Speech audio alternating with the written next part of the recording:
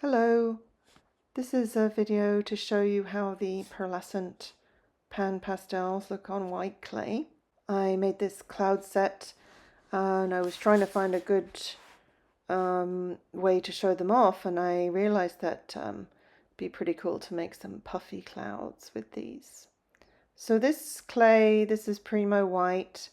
It's rolled on a number 5 on my Atlas pasta machine, so it's about 1 millimeter thick. It's quite thin. I found that if you use thicker clay, you have a harder time getting the cutter out. So you basically just gently press. You don't have to push very much, just to make a little bit of a rounded shape.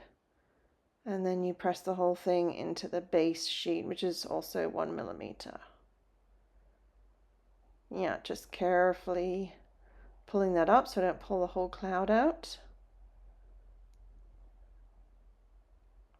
I textured the top part of these clouds with a sandpaper roller, because I thought that might just make a bit more of an interesting fluffy cloud.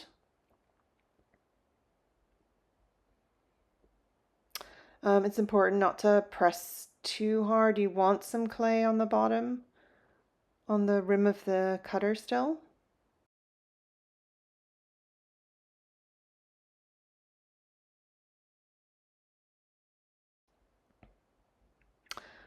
And this clay is Cernit translucent.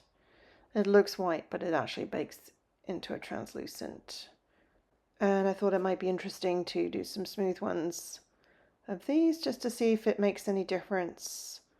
How different it looks with the white, between the white and the translucent.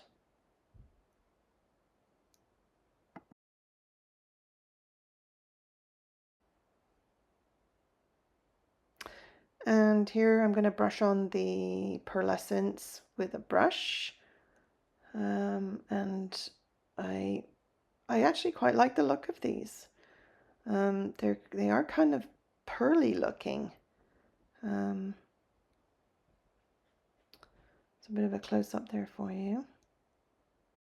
But the thing I am finding is they don't blend. They don't, like the basic Pan Pastel colors. You can work on them and keep adding color until you get the color you want. These are like mica powders basically. You put them on and then they don't really, you can't add more layers. Doesn't make any difference. It just kind of, once the first layer is on, that's it.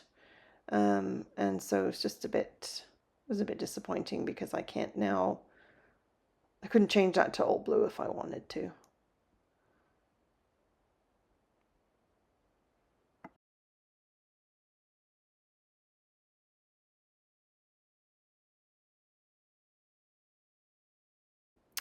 And the smooth translucent actually looks really nice. It's really pearlescent. It's got a really pearl look to it. But there was a bit of an issue with the translucent ones, which I'll show you later. And there they all are. I didn't want to show you the whole thing, but they came out quite nice. I was quite pleased with them. But I don't know that they're any better than your regular mica powders. You can get that same effect. Like I'm trying to add more yellow there, but it's not really making it any more yellow. So there's no point in fussing with it too much. And there you go. I'm going to bake these. And here they are baked. Yeah, they are there's a pretty color. I think that the white, I think, is a little more vibrant than the translucent. I'm just going to give you a quick close-up of all the different colors that I tried. Yeah, I would see that's the yellow. I would have liked it to be a bit more vibrant, and I just couldn't layer it anymore. Yeah, they're really cute.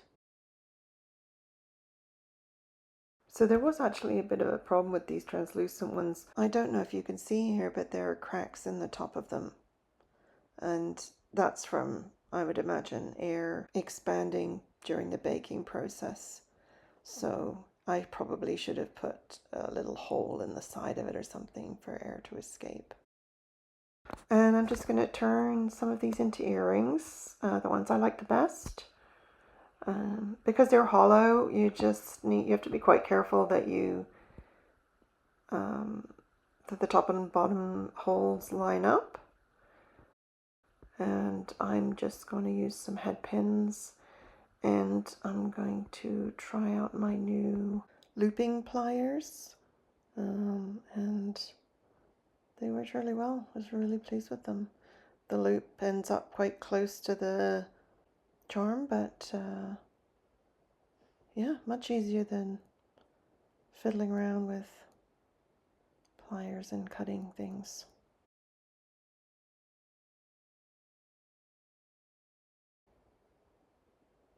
And then they're really easy to just loop onto the ear wires. Yeah, they're really cute. I like them. So I hope that was helpful. Some of the colors were more vibrant than others. It was an interesting experiment. Thanks for watching.